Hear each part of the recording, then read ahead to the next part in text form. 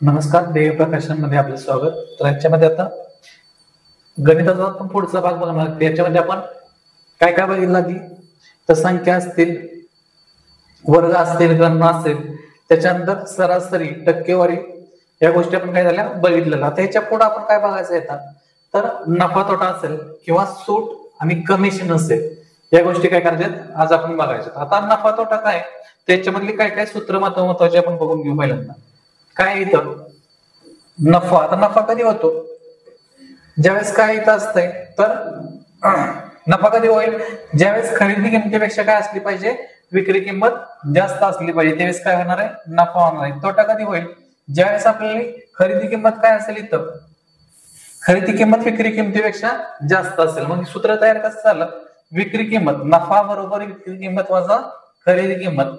तर तोटा बरोबर काय झालं, खरेदी किंमत वजा विक्री किंमत.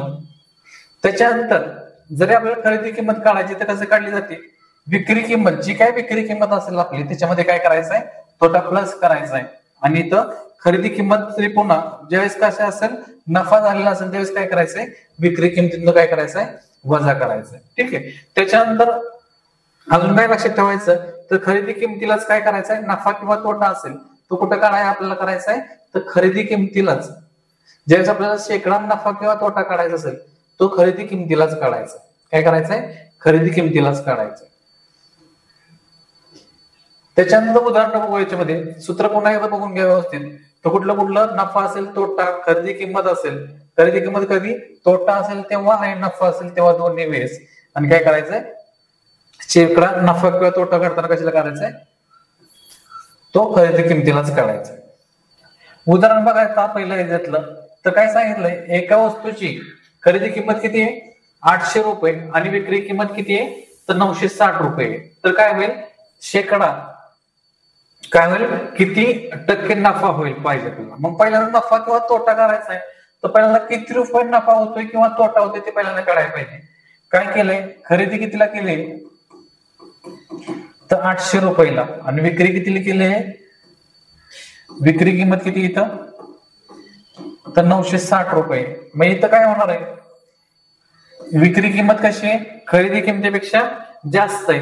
मग विक्री किंमत जास्त असली तर इथं काय होणार आहे, तर नफाच होणार आहे, कारण घेतलेल्या किमतीपेक्षा विकलेली किंमत कशी आहे, जास्त आहे. मग काय केलं, किती रुपये होते ते पहिल्यांदा बघितलं, 960 वजा 800 म्हणजे किती रुपये झाले, 160 रुपये काय होणार आहे, नफा होणार आहे.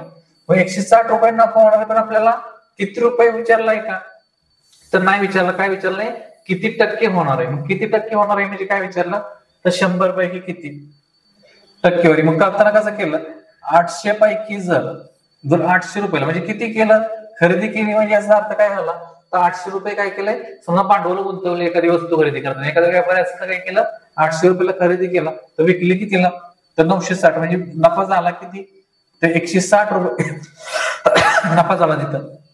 800 रुपयाला जर 160 होत असेल, टक्के म्हणजे काय असतं बघितलं, तर 100 ला किती, आपण टक्केवारीचं बघितलेलं आहे इथं. मग 100 गुणिले 160 भागिले किती येणार इथं, 800. हे शून्याला शून्य गेले इथं, मग किती आला इथं, 8 1 8, 8 2 16, मग किती झाला इथं, 20% काय झाला इथं, नफा झाला. म्हणजे या पद्धतीने करायचं आहे आपल्याला.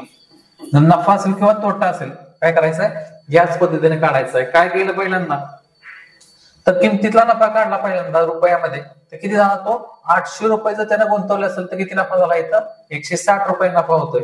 तर 100 असेल तर किती होईल, या पद्धतीने काय करायचंय, मांडणी करायची. उत्तर किती मिळालं आपल्याला इथं, तर 20% आपल्याला काय मिळाला, नफा मिळाला इथं. पुढचं बघू आता, काय केलं इथं, आणि त्याने 800 रुपये किमतीत सायकल किती रुपयाला विकली, 680 रुपयाला विकल्यास किती टक्के तोटा झाला. आता इथं काय झालं, तोटा कसा झाला, तर काय झालं इथं, खरेदी किमतीपेक्षा विक्री किंमत कशी आहे, कमी आहे. मग विक्री किंमत कमी असल्यानंतर काय होणार इथं, तोटा होणार आहे. मग तोटा झालाय किती, पहिला किमतीमध्ये काढू, 800 मधून किती वजा केली, 160 वजा केली आपण, 780 वजा केली इथं. 780 वजा केल्यानंतर 0, इथं काय झालंय 2, त्याच्यानंतर काय केला 1, इथं किती रुपये झाला, तर 120 रुपये काय झाला इथं, तोटा झालाय. 120 रुपये काय झाला इथं, तोटा झाला. मग आपल्याला रुपयामध्ये विचारलाय का इथं, तर रुपयामध्ये नाही विचारलं तर कशामध्ये विचारलाय, तर टक्क्यामध्ये विचारलाय. मग इथं हेच करायचं आपल्याला. 800 रुपयाला जर 120 रुपये तोटा होत असेल तर 100ला किती, कारण टक्के म्हणजे किती असते, 100 असते. काय टक्केवारीत बघितलं आपण ते 120 छेदामध्ये 800. मग काय केलं इथं, भाग लावला, इथं शून्याला शून्य गेले. मग आता भाग लावला, 8 एके 8, शिल्लक राहिले 4, 8 पंचे 40. मग किती झाला इथं, 15% काय झाला इथं, तोटा झाला. कारण कसं आहे, खरेदी किमतीपेक्षा विक्री किंमत कशी आहे, कमी आहे, त्यामुळे किती झाला इथं, 15% काय होणार आहे, तोटा होणार आहे. याच पद्धतीने खरेदी इथं नफा असेल किंवा तोटा असेल, याच पद्धतीने करायचं. आपल्याला काय करायचंय, 100 काय करायचं त्यातनं, दिलेल्या किमतीला किती रुपये, 120 रुपये मिळाले 800 रुपयाला, तर 100ला किती. पुढचं उदाहरण बघा आता. काय सांगितलं, एका वस्तूची खरेदी किंमत आणि विक्री किंमत यामध्ये किती रुपयाचा फरक आहे, 180 रुपयाचा फरक आहे. आणि त्याला काय झालाय, तर 30% नफा झालाय. काय झालाय, 30% नफा झाल्यास खरेदी किंमत किती. काय करायचं इथं, खरेदी किंमत किती काढायची आपल्याला. मग दिलेल्या गोष्टी काय काय आधी समजून घ्यायचं, की काय सांगितलं, खरेदी किंमत आणि विक्री किंमत याच्यामध्ये काय आहे, 180 रुपयाचा फरक आहे तिथं, आणि नफा झालाय 30%. मग आता इथं खरेदी किंमत किती असणार आणि विक्री किंमत किती असणार हे आपल्याला लक्षात आलं पाहिजे. काय इथं लक्षात येईल, समजा एखादी वस्तू असते 100 रुपयाला वस्तू धरून चालू, मग 100 रुपयाला असते, तर 100 रुपयाला असतं काय झालं असतं, ती वस्तू कितीला मिळाली असते, त्यातला फरक किती आहे, फरक किती आहे, 180 म्हणजे किती झाला असता, 280 रुपये झाला असता. म्हणजे ही खरेदी किंमत आणि काय झाली असती, विक्री किंमत. बरोबर. परत झालं काय इथं, किती टक्के नफा झाला इथं, 30% नफा झालाय. किती झालाय, 30% नफा झालाय. बरोबर. मग 30% नफा ज्यावेळेस होते, ही किमतीच्या बाबतीत झालं, पण आता नफा झालाय किती, 30% नफा झालाय. मग 30% नफा झाला म्हणजे 100 रुपयाची जर वस्तू, तर किती झाला असता, मग 130 रुपये झाला असता. किती झाला असता, 130 रुपये. 100 रुपये 30% म्हणजे काय करतो आपण, वाढ करतो त्यात, आणि कमी झाला असेल तर मायनस करतो. बरोबर. म्हणजे इथं काय कसं लिहिणार आहे, फरक किती, 30%चा फरक आहे. मग 30% म्हणजे किती रुपयाचा फरक आहे, 180 रुपयाचा फरक आहे. म्हणजे मांडणार कसं मांडणार आपण, जर 30% म्हणजे 180 रुपये, कसं बघा इथं, हे टक्क्यातला फरक आला, म्हणजे कसं आला इथं, 100 जर असेल तर किती झालं असतं, 130 झालं असतं. हाच फरक किती, हा टक्क्यातला फरक किती आला इथं, 30% आला. कारण 100चं काय झालं, 130 झालं तिथं नफा आहे म्हटल्यावर, आणि त्यातलाच फरक काय सांगितलं आपल्याला, 180 रुपये झाला. म्हणजे हा झाला टक्क्यातला फरक आणि हा झाला रुपयातला फरक. मग इथं 30% म्हणजे 180, तर 100 म्हणजे किती, मग 100 गुणिले 180 छेदामध्ये काय येणार आपल्याला, 30 येणार. हे मांडणी आपल्याला कळली पाहिजे. काय सांगितलं इथं, 30% म्हणजे 80 रुपये, तर 100% म्हणजे किती, टक्क्याच्या समोर टक्के आला पाहिजे, किमतीच्या समोर किंमत आली पाहिजे. मग इथं काय झालं, छेदामध्ये 30 आहे, शून्याला शून्य गेले, 3 1 3, 3 6 18, शिल्लक राहिले आपल्या इथं 100 गुणिले 6 बरोबर काय झालं इथं, 600 रुपयाची काय असणार आहे, ती वस्तू असणार आहे. किती रुपयाची असणार आहे, 600 रुपयाची असणार आहे. मग आता इथं करून बघू कशा पद्धतीने, किती रुपयाची, 600 रुपयाची.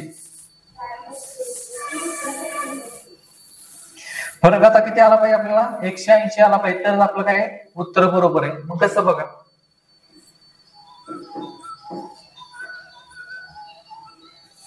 शंभर म्हणजे किती आलं आपलं, 100 म्हणजे किती आलं वस्तू, 100 म्हणजे 600 आले.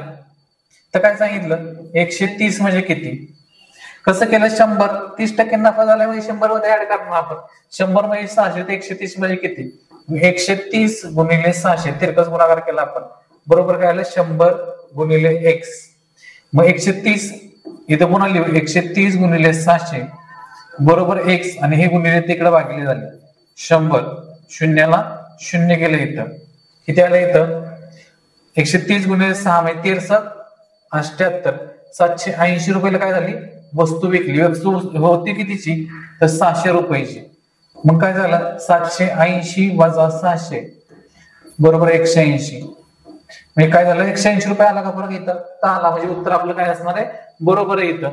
मग काय केलं लक्षात ठेवा, विकली म्हणजे खरेदी किंमत किती इथं, तर 600 रुपये आणि विक्री किंमत किती आहे, 780 रुपये. म्हणजे त्यातला फरक किती झाला, 180 रुपये फरक. या पद्धतीने आपल्याला करायचंय. पुढचं असेल, पुढे काय सांगितलं, एका वस्तू 20% नफा मिळवण्यासाठी तो कितीला विकतोय, 960 रुपयाला विकली वस्तू. कितीला विकली तर 960 रुपयाला. तर 10% तोट्यात जर विकायची असेल तर कितीला विकावी लागेल. आता हे आपल्याला कळलं पाहिजे, ज्या ज्या वेळेस नफा होतोय तो नफा काय करायचा आहे, तर 100 मध्ये प्लस करायचा आहे, आणि ज्यावेळेस तोटा होतोय तर 100 मधनं मायनस करायचं आहे. मग आता 20% नफा झाला त्यावेळेस कितीला विकली, 960 ला. म्हणजे काय झालं, 120 काय केलं, 100 मध्ये प्लस करायचे, 100 प्लस 20 नफा आहे म्हणून किती झाले 120. म्हणजे किती आहेत, 960. आणि विकायची कितीला, 10% तोट्याने, म्हणजे कितीला, तर 90 ला विकायचे. म्हणजे किती, म्हणजे कसं मांडणी करताना करायची बघा, 120 म्हणजे 960 असतील तर 90 म्हणजे किती. मग हे तिरकच केलं इथं, 90 गुणिले 960 बरोबर 120 गुणिले x. आता हे छेदामध्ये इथं गुणिले तिकडं वागिले झाले, इथंच मांडतो वागिले. काय केलं, शून्याला शून्य गेलं इथं, 12 1 12, 12 8 96. आणि काय झालं मग इथं, आता राहिलं कोण शिल्लक आपल्याकडे इथं, 90 गुणिले 8 बरोबर x. मग किती आले, 9 8 72. म्हणजे 720 रुपयाला जर वस्तू विकली असती तर काय झालं असतं, तिथं 10% तोटा झाला असता. म्हणजे कितीला विकावी लागली असती ती, 720 रुपयाला. हे आपलं उत्तर राहिलं इथं.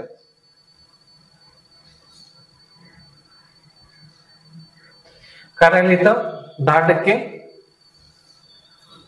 तोटा म्हणजे किती राहील, तर 720 हे आपलं उत्तर राहील. ठीक आहे. मग या पद्धतीने काय करायचं, जे काही उदाहरण आपली सोडवायचे. त्याच्यानंतर पुढचं बघू आता. काय येतं, सरळ व्याज आणि चक्रवाढ व्याज.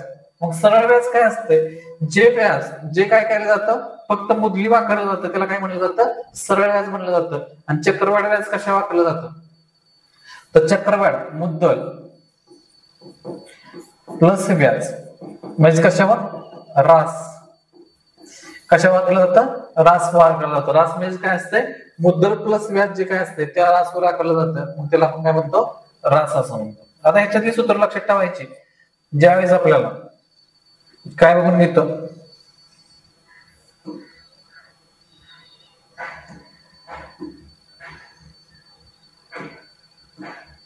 काय बघा इथं, पहिला सरळ व्याजाचं सूत्र बघू. सरळ व्याज बरोबर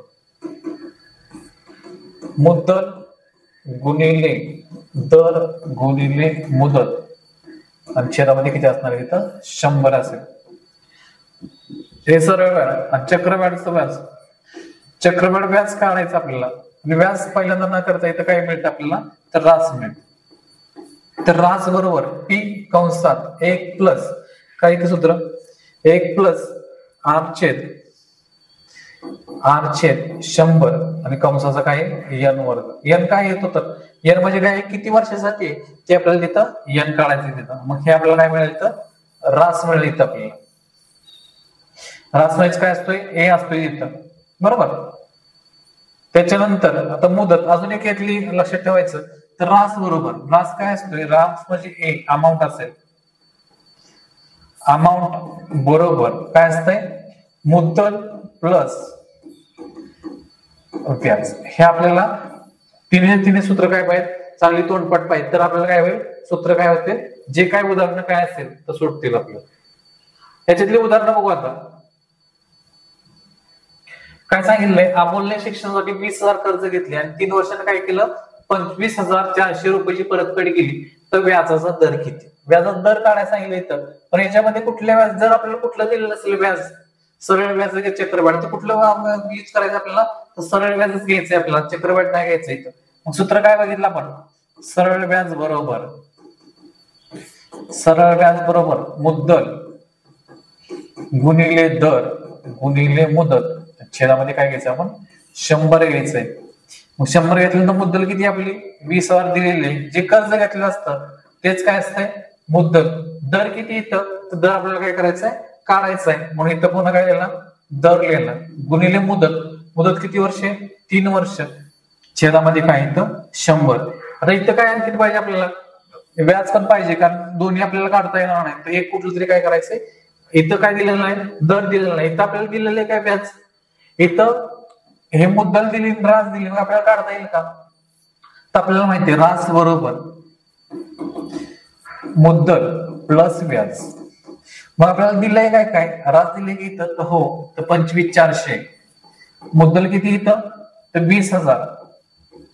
20,000 प्लस काय व्याज आहे. मग व्याज कसं काढणार, ते इथं भागिले, इथं अधिक आहे, इकडे वजा झालं. मग 25,400 वजा 20,000 बरोबर व्याज. मग व्याज किती मिळालं आपल्याला इथं, 5,400 काय मिळणार आहे, व्याज मिळणार आहे. किती, 5,400. तेच काय करायचं आपण, इथं मांडायचं 5,400. सरळ व्याज आहे, परत काय म्हणलं 5,400. मग त्याच्यानंतर हे आता झालं आपलं, किती मिळालं व्याज आपल्याला, 5,400. जर दिलेलं नसलं तर आपल्याला व्याज काढता आलं पाहिजे. ठीक आहे. त्याच्यानंतर काय केलं, इथं शून्याला शून्य गेले, 1 2. आता झालं काय, आपल्याला काढायचंय काय, दर काढायचा व्याजाचा. मग इथं हे 5,400 गुणिले काय, आता इथं काय राहिलंच नाही शिल्लक, मग हे गुणिले इथं काय झालं, इथं भागिले झाले, 200 गुणिले 3 बरोबर काय मिळणार आहे, दर मिळणार आहे आपल्याला. ठीक आहे. आता 200 गुणिले 3 राहिले, इथं शून्याला शून्य गेले, इथं मग भाग लावला, इथं 3 3 1 3 राहिले शिल्लक 2 3 8 24. पुन्हा इथं 2 1 2 92 18. म्हणजे आला किती दर आपला, तर दर बरोबर किती असणार आहे, 9% असणार आहे. किती असणार आहे, 9%. याच पद्धतीने काय करायचं आपल्याला, उदाहरण सगळी सोडवायचे. हे फक्त सूत्र आपल्याला ज्यावेळेस सरळ व्याज असेल त्यावेळेस काय करायचंय, हे सूत्र आपल्याला माहित पाहिजे. हे सूत्र आणि दुसरं काय सांगितलं आपल्याला, दुसरं सूत्र कसं सांगितलं, तर रास बरोबर मुद्दल प्लस व्याज. हे दोन सूत्र जर असतील तर आपल्याला सरळ व्याज काय होईल, सगळे सूत्र काय, तर उदाहरणं काय असतील सोडतील इथं. आणि हे दुसरी गोष्ट लक्षात ठेवायची, मुदत काय आली पाहिजे, मुदत कायम कुठे घ्यायची, वर्षामध्ये घ्यायची. किती वर्ष, आता इथं 3 वर्ष दिली म्हणून आपण काय घेतलं, वर्षामध्ये. जर समजा महिन्यामध्ये दिली तर काय करायचं लक्षात ठेवा, इथं काय करायचं, ज्यावेळेस महिन्यात, मग सूत्र कसं बदलतं एकदा पुन्हा एकदा सांगतो. फक्त एक गोष्ट ह्याच्यामध्ये बदलायची कायम, जर ज्यावेळेस आपल्याला वर्षाचं सूत्र काढायचं हे सूत्र राहील. ठीक आहे. काय करायचं, वर्षाचं सूत्र असेल तर हे याच पद्धतीनं काढायचंय. जर इथं आपल्याला वर्षाचं नाही तर महिने दिलं, काय केलं, महिने दिलं, इथं काय होईल, इथं फक्त ऍडिशनल काय होईल, गुणिले 12 होईल. काय होईल, 12 इथं होईल. मग इथं खाली घेऊ, हे सूत्र काय राहील, हे पहिल्यांदा हे तसंच राहील. इथं आपल्याला मुद्दल गुणिले दर गुणिले मुदत 100. इथं तसंच राहील कशासाठी, तर वर्षासाठी. इथं वर्ष लिहू, हे वर्ष, इथं महिने असतील, बाकीच्या गोष्टी सगळ्या सेम राहतील. इथं फक्त चेंज काय होईल, 12 होईल. आणि आता मला सांगा, जर दिवस असतील, दिवस दिले असतील तर काय होईल, मुद्दल गुणिले दर गुणिले मुदत 100 इथं तसंच राहतील. आणि गुणिले किती करायचे, छेदामध्ये फक्त 365. जर आपल्याला काय दिलं असेल, दिवसाचं काय करायचं, आपल्याला व्याज जर काढायचं असेल तिथं काय करायचे, 365 करायला लागले. हे सरळ व्याज जसं तसं इथं राहील, सरळ व्याज आणि सरळ व्याज. इथं चेंज काय होते फक्त बघा, जर इथं वर्ष असेल तर फक्त 100 येईल, इथं गुणिले छेदामध्ये गुणिले 12 येईल, इथं 365. हा बदल करायचा. पुढचं आता इथं काय सांगितलं, एका गृहिणीने काय केले, 12,000 रुपये ठेवले आणि तिला काही वर्षांनी किती मिळाले, 13,920 मिळाले. जर व्याजाचा दर किती आहे, 8% असेल तर किती मुदती करता ठेवले, काय केले, किती मुदती करता ठेवले हे आपल्याला काढायचंय. मग कसं करणार, ते सूत्र तेच राहील, कारण सरळ व्याजच आहे. सरळ व्याज बरोबर मुद्दल गुणिले दर गुणिले मुदत. छेदामध्ये किती आहे आपल्या, 100 आहे. मग 100 आहे तर काय केलं, आता काय काय सांगितलं, इथं पण 10 काढायचं, सरळ व्याज काढायचंय. आता सूत्र आपल्याला माहित आहे, इथं 13,920 हे काही रास वजा काय करायचं, आपल्याला मुद्दल करायची. म्हणजे मिळाले किती, 0 2 9 म्हणजे 1900 किती मिळाले व्याज, 1920 मिळाले व्याज. 1920 मुद्दल किती आहे, 12,000 गुणिले दर किती आहे, दर दिलेला इथं, मुदत काय काढायची. मुदत म्हणजे टाइम, म्हणून इथं टी गेला, छेदामध्ये 100, मग शून्याला शून्य गेले इथं, मग 1920. छेदामध्ये हे भागिले तिकडे गुणिले होतील, इथं छेदामध्ये येतील. 120 गुणिले 8 बरोबर काय येतंय, टी येतोय, शून्याला शून्य गेले इथं. तर भागाला उत्तर कसा लावला? 12 एके 12 शिल्लक राहिले 7, 12 72 इथं काय झालं? 12 72 शिल्लक किती राहिली तर 16 राहिली. पुन्हा 8 एके 8 8 2 16 टी काय आला 2 वर्ष. म्हणजे किती मुदत करता ठेवलं इथं? 2 वर्ष. किती मुदत आहे? 2 वर्ष. या पद्धतीने सोडवायचं आपल्याला. कुठलं तरी उदाहरण असेल तर काय करायचंय? सोडवायचंय. ठीक आहे. आता इथं बघा, इथं काय करायचंय? व्याज काढायचंय. इथं पण सेम तसंच. मग व्याज बरोबर आता काय सूत्र इथं लिहायची गरज नाही, पण सूत्र आपल्याला पाठ झाले त्याचं. मग काय सांगितलं? 5000 गुणिले 3.5 वर्षासाठी दर किती? 8 आहे आणि छेदामध्ये किती लिहायचं आपल्याला? 100 घ्यायचं. इथं तर काय करायचं? शून्य इथं पॉईंट घालवायचं. तर काय केलं? इथं 35 घेतले ना, आपण काय करणार? इथं 0 1 वाढवणार. मग 1 2 3 1 2 आणि 3 शून्य झाले इथं. बरोबर. आता काय करायचं? यांचा गुणाकार करायचा आहे. मग काय केलं? 85 40 कसं काय शिल्लक राहिलं? 5 गुणिले 35 गुणिले 8 म्हणजे काय मिळणार आपल्याला? व्याज मिळणार आहे. मग काय केलं? 85 40 गुणिले 35 बरोबर उत्तर मिळेल ते काय मिळेल? व्याज मिळेल. मग 35 गुणिले 4 करणार फक्त. 4 पंचे 20 हातच्याला 2 4 त्रिक 12 आणि 2 14 आणि इथं शून्य देणार कारण इथं 0 40चा 0. मग किती मिळालं? 1400 रुपये काय मिळालं? तिथं व्याज मिळालं. या पद्धतीने सोडायचं. हे सूत्र फक्त व्यवस्थित लक्षात ठेवायचंय. इथं आता चक्रवाढ व्याज काय सांगितलं? चक्रवाढ व्याज सांगितलं आपल्याला. इथं सरळ व्याज सांगितलंय का? तर नाही सांगितलं. तर चक्रवाढ व्याज सांगितलं तर काय केलं? इथं सूत्र काय इथं बघा, रास बरोबर काय सांगितलं? तर पी कंसामध्ये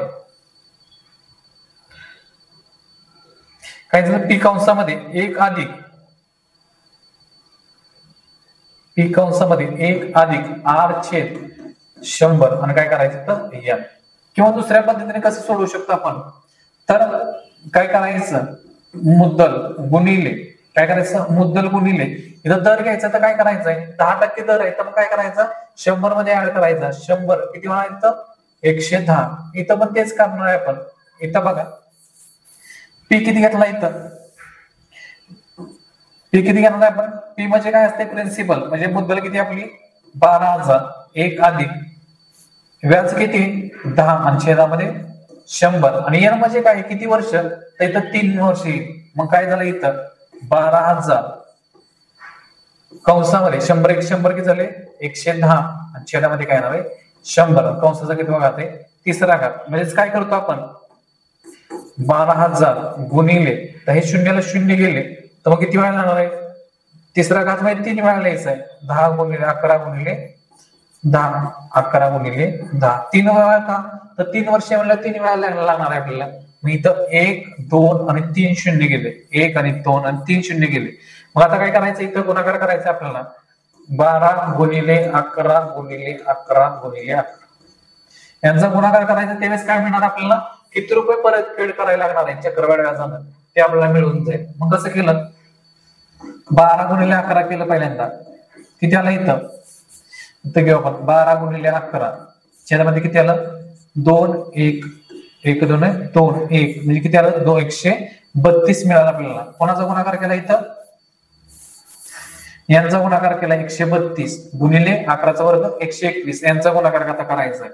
मग 132 गुणिले 121 2 3 1 बे 2 4 बेत्रिक 6 वेक बे त्यानंतर 0 पुन्हा द्यायचं आपल्याला. 2 3 आणि काय केलं? 1 2 4 3 7 6 2 8 1 9 3 2 5 1 हे किती मिळालं? 15,972 गुणाकार येतोय. म्हणजे काय झालं? 15,972. मग 15,972 रुपये काय केलं? फेड केलं. म्हणजेच काय झालं इथं? तर व्याज किती दिलं इथं? किती रुपये व्याज दिलं? 12,000 वजा 15,972 वजा 12,000 म्हणजे 3,972 हे काय झालं? व्याज झालं. पण आपल्याला विचारलंय काय? किती रुपये परतफेड केली? मग काय विचारलं? तर ही आपली रासच पूर्ण येईल. म्हणजे किती आलं? 15,972 रुपये येणार आहे तिथं. याच पद्धतीने सोडवायचं इथं. इथं पण बघा तसंच आहे उदाहरण. काय सांगितलं? 15,000 रुपये 2 वर्षासाठी गुंतवले तर काय? तर मग इथं पण केलं 15,000 गुणिले आता व्याज किती? 8 आहे म्हणजे किती आला तिथं? 108 छेद 100 गुणिले 108 छेद 100 याच पद्धतीने करायचंय. हे काय करायचं 1 2, इथं 2 शून्य गेले, इथं भाग जाईल का, तर भाग जाईल. इथं कसं जाईल, इथं तर 2 न जर भाग लावत असेल आपलं, इथं किती गेला, इथं 2 पंचे 10, 2 चोक 8 आणि इथं 2 पंचे 10, पुन्हा इथं आला असं. मग काय करायचं, इथं याच पद्धतीने करायचंय. समजा इथं पण शून्यला आहे, शून्य गेलं, 5 1 5, 5 त्रिक 15 आणि किती राहिलं मग 3 गुणिले 108 गुणिले 54. हा जर गुणाकार केला तर मग काय मिळणार आपल्याला, याच्यानंतर किती होतंय, काय करायचं मग याचं गुणाकार करायचा आणि फक्त उत्तर काढायचं. मांडणी फक्त लक्षात ठेवा, इथं 2 वर्षे म्हणून काय केलं आपण 2 वेळा इथं मांडलं, याच पद्धतीने करायचं. पुढचं बघा, आता पुढच्या उदाहरणामध्ये काय सांगितलंय, एका रकमेचे सरळ व्याज आणि चक्रवाढ व्याज अनुक्रमे किती, इथं 1100 काय सरळ व्याज, इथं काय 1000 सरळ व्याज असेल, कारण चक्रवाढ व्याज कसं असतंय त्यापेक्षा जास्त. मग हे काय आलं इथं, तर चक्रवाढ व्याज किती आलं 1100, हे लक्षात घ्या. इथं किती घेणार आहे आपण 1000 घेऊ सरळ व्याज, आणि चक्रवाढ व्याज किती येणार आहे 1100, कारण चक्रवाढ व्याज कसं असतंय त्यापेक्षा जास्त असतंय. मग काय सांगितलं, व्याजाचा दर किती, व्याजाचा दर काढायचा असतो, काय असते आर बरोबर काय येते, व्याजातील फरक गुणिले 100 भागिले काय असतंय एका वर्षाचे व्याज. या पद्धतीने सूत्र वापरायचं आपल्याला. ज्यावेळेस आपल्याला काय करायचंय, जरी फरक काढायचा असेल किंवा काय करायचं दर काढायचा आपल्याला नाही, तर मग या पद्धतीचं सूत्र, आर किती आपला तर काढायचा आहे, फरक किती झाला तिकडे 1000, हे 1100, म्हणजे कितीचा फरक झाला 100 गुणिले 100 आणि 1 वर्षाचं व्याज. 1 वर्षाचं व्याज किती कसं काढणार आहे, इथं बघा आता 2 वर्षाचं व्याज किती 1000 आहे, किती 2 वर्षाचं सरळ व्याज 1000, 2 वर्षाचं येते. मग 1 वर्षाचं कसं काढणार आहे, कारण सरळ व्याज दरवर्षी कसं राहतंय समान, म्हणून भागिले किती केलं 2, म्हणजे किती मिळालं आपल्याला 500 मिळाले इथं. मग 500 केलं इथं भागिले 500, शून्याला शून्य गेले इथं, 5 1 5, 5 2 10, मग शिल्लक किती राहिले 20%. म्हणजे व्याज किती राहणार आहे इथं, दर किती राहणार आहे 20% राहील. या पद्धतीने करायचं. इथं पण सूत्र लक्षात ठेवायचं, आर बरोबर, आर म्हणजे काय असतं दर, व्याजाचा दर बरोबर फरक गुणिले 100 छेदामध्ये 1 वर्षाचं व्याज करायचं आपल्याला, त्यावेळेस आपल्याला उत्तर मिळून जाईल. याच्यामध्ये आता हा शेवटचा प्रकार, याच्यामध्ये काय सांगितलं इथं की ज्यावेळेस दाम दुप्पट दाम तिप्पट होते त्यावेळेस आपल्याला काय करायचंय, तर एका रकमेची 10.5% तर दाम तिप्पट होण्यासाठी किती काळ लागेल, दाम तिप्पट होण्यासाठी किती काळ लागेल, अशा पद्धतीने असेल तर काय करायचं इथं, ज्यावेळेस काय करायचं इथं आपल्याला 100 कंसामध्ये x वजा 1 आणि छेदामध्ये t, आर बरोबर, आर म्हणजे काय इथं पण व्याजाचा दर बरोबर काय करायचंय 100 कंसात x वजा 1 छेद t. मग इथं बघा इथं आरच लिहितो, मग आर बरोबर काय येतं इथं लिहून देतो, आर बरोबर दर असतो, x बरोबर किती पट आहे ते असतंय, आणि टी म्हणजे काय असतोय तर आपला वेळ असेल किंवा टाइम असेल तो काय असतं, हे आपल्याला सगळ्या गोष्टी माहित पाहिजेत. किंवा एखादी गोष्ट आपल्याला काय काढायची तर फक्त हे कळलं पाहिजे की आपल्याला कुठल्या ठिकाणी काय मांडायचंय. आर माहित आहे की आपल्याला तर माहिती आहे 12.5%, तर 100 x किती आहे, दाम तिप्पट करायची म्हणजे x च्या जागेवर काय येते पट, मग किती पट आहे x म्हणजे 3 आहे, आणि छेदामध्ये आपल्याला काय करायचंय टी आपल्याला काढायचं आहे. मग कसं झालं इथं 12.5 गुणिले हा भागेल ते गुणिले इकडे झाला टी, 100 गुणिले काय आले 2 आले, मग टी बरोबर 100 गुणिले 2 छेदामध्ये किती आलं 12.5. पण काय करायचं इथं दशांश स्थळ आपल्याला काढायचं म्हणजे काय करतो आपण शून्य वाढवतो, म्हणजे काय झालं 1000 गुणिले 2 छेदामध्ये 125, मग कसं झालं 25 5 सव्वाशे, 25 चोक 100, 40 आले इथं, 5 1 5 55 40 राहिले 8 गुणिले 2 बरोबर 8 दुने 16, 16 काय लागणार इथं 16 वर्ष लागणार. या पद्धतीने करायचं. तर लक्षात ठेवायचं इथं हे सूत्र आपल्याला सरळ व्याज असेल किंवा चक्रवाढ यातले सूत्र आपल्याला तोंडपट पाहिजे. कुठला असेल सरळ व्याजाचं असेल मुद्दल गुणिले दर गुणिले मुदल, छेदामध्ये 100 असेल, हे सांगितलं की वर्ष असेल महिने असेल आणि दिवस असेल तर काय काय वापरायचं. त्याच्यानंतर ज्यावेळेस चक्रवाढ व्याज असेल तर काय करायचंय या पद्धतीने सूत्र वापरायचं. काय सांगितलं राज बरोबर किंवा ए बरोबर दिलेलं असेल कुठं ए बरोबर टी कंसात 1 अधिक आर छेद 100 कंसाचा काय येतोय एन वर्ग येतोय. एन काय येतोय जेवढ्या वर्ष आपल्याला पाहिजे, 3 वर्ष असेल म्हणून आपण काय करायचं 3 वेळा मांडलं इथं, 5 वर्ष असेल तर 5 वेळा, 2 वर्ष असेल तर 2 वेळा, या पद्धतीने करायचं. इथं सूत्र पट असेल तर काय लक्षात ठेवायचं, आर बरोबर 100x-1 आणि छेदामध्ये टी त्या पद्धतीने करायचं. पुढचं बघू आता याच्यामध्ये प्रकरण. तर काय आहे सांख्यिकी. सांख्यिकी काय असते ते पहिल्यांदा बघू. तर सांख्यिकी म्हणजे काय असते, दिलेली माहिती आपल्याला दिलेली असते, चार्ट असतील, आलेख असेल किंवा जे कुठले डायग्राम असेल त्या पद्धतीने दिलेले जाते. मग त्यातल्या कुठल्या कुठल्या समस्या असतात ते बघून घ्या. तर मेन म्हणजे काय, मीन म्हणजे काय असतंय, तर मध्य असतोय. तर मध्य काय म्हणजे काय, तर सरासरी. सरासरी आपण बघितली की सरासरी कशी काढायची. मध्य म्हणजेच काय, तर सरासरी. त्यानंतर मध्यातील संख्या पण असेल तर ती कशी काढायची.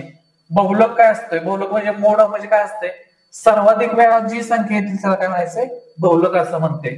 त्यानंतर काय असते, वर्गमालिका असेल, श्रेणी असतील. त्यानंतर डेव्हिएशन म्हणजे काय असते, मध्यापासून जे काही अंतर असते ते असते.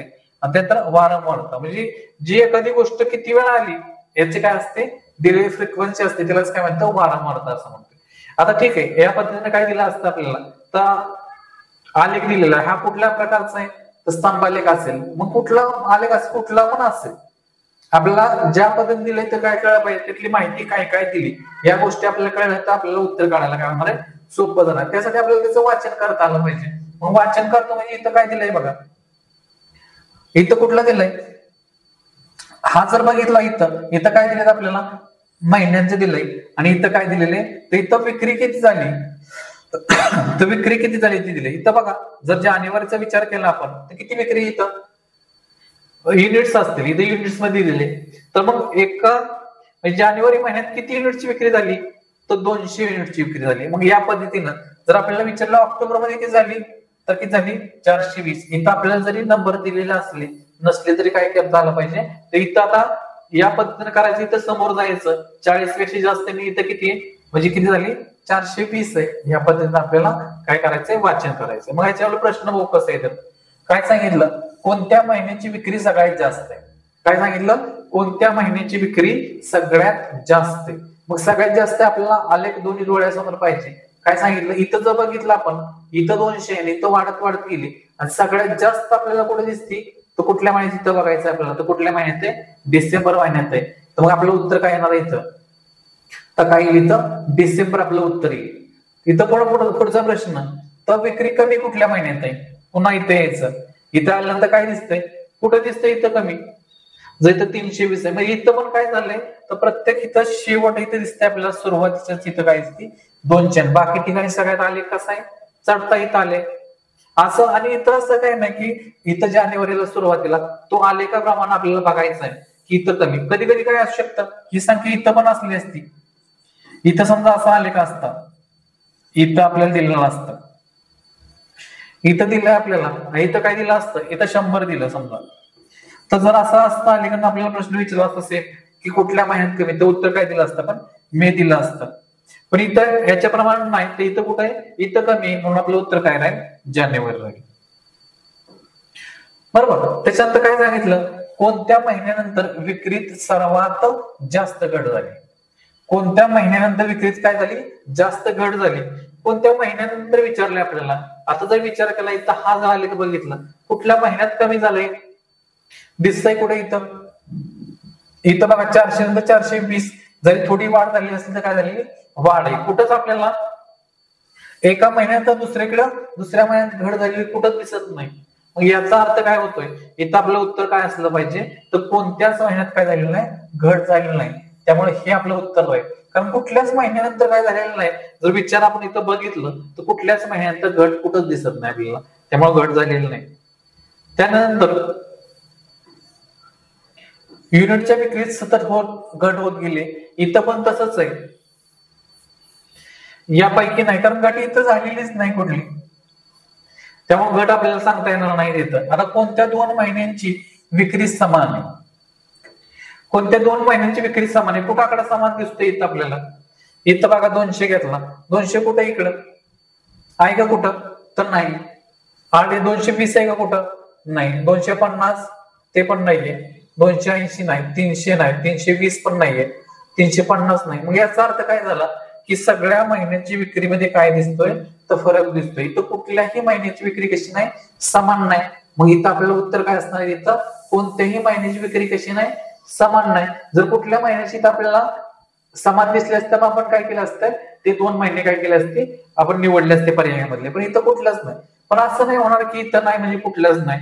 ज्यावेळेस आपल्याला जे पर्याय असेल किंवा स्तंभालेख आपल्याला जो कुठला दिलेला असेल तो बघायचा, त्याचं व्यवस्थित वाचन करायचं आणि आपल्याला उत्तर द्यायचं.